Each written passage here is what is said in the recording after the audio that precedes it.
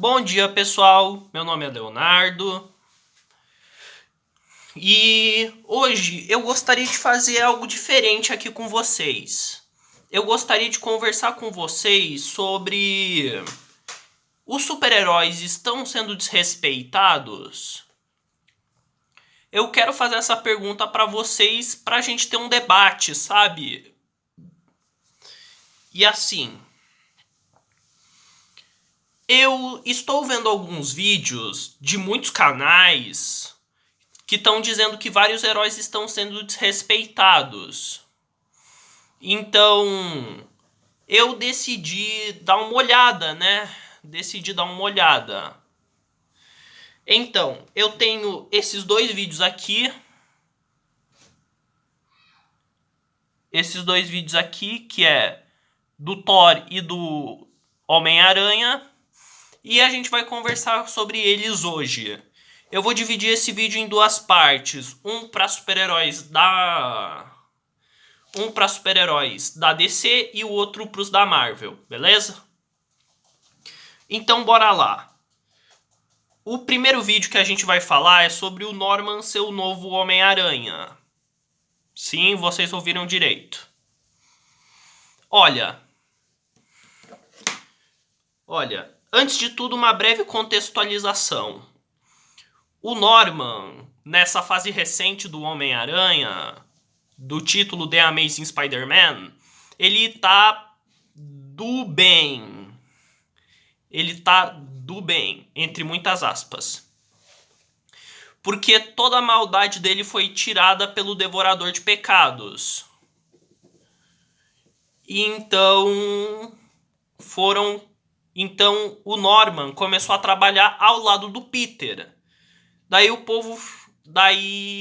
povo disse: "Tá mexendo na essência do Osborn, não sei o quê". Daí então o Peter foi parar no espaço, sabe-se lá como.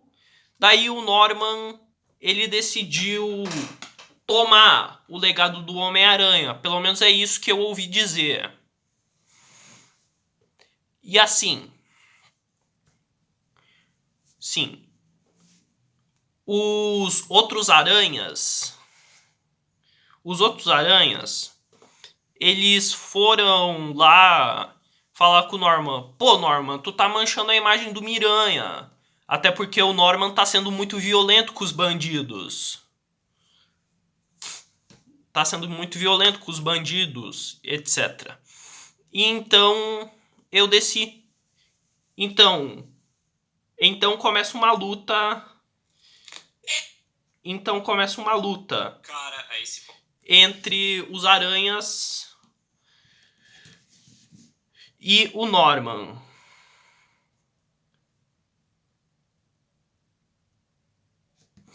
E isso. E então começa uma luta, né? Vê 4 contra 1. Nada assim de absurdo. E no canal do Bruce Odin, eu acho. É, Bruce Odin mesmo.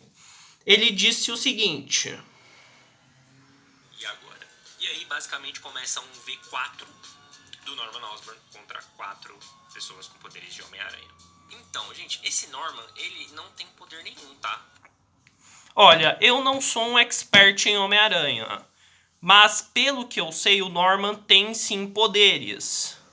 A não ser que quando o Devorador de Pecados tirou a maldade dele, o soro do Duende também foi tirado. E o Duende Verde é mais forte que o Homem-Aranha porque ele não se segura na batalha. Pra quem não sabe, o Norman tem super força, porque ele ingeriu, né, a fórmula do Duende. Então, eu não entendi, sabe? E o outro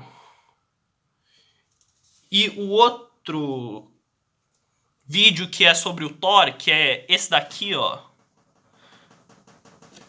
Ó, do Legado em Crise, disse que o Thor do Jason Aaron, o mesmo cara que escreveu o carniceiro dos deuses, escreve ruim.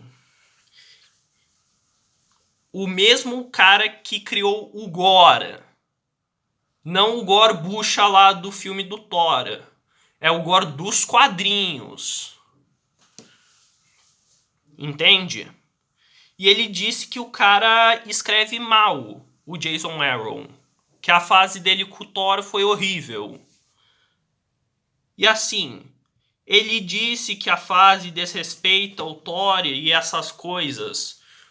Porque o Thor renega o próprio nome, pois ele não consegue levantar o Mjolnir, ele é torturado e tudo mais.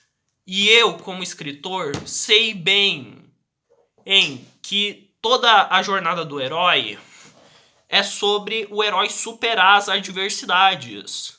É normal isso. E se você ir no Google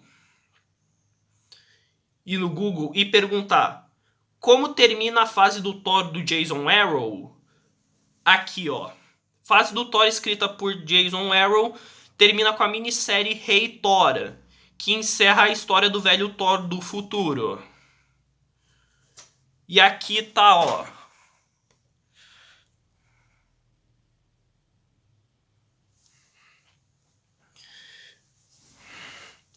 o Rei Thor do futuro, o retorno do Gore, a derrota da Entropia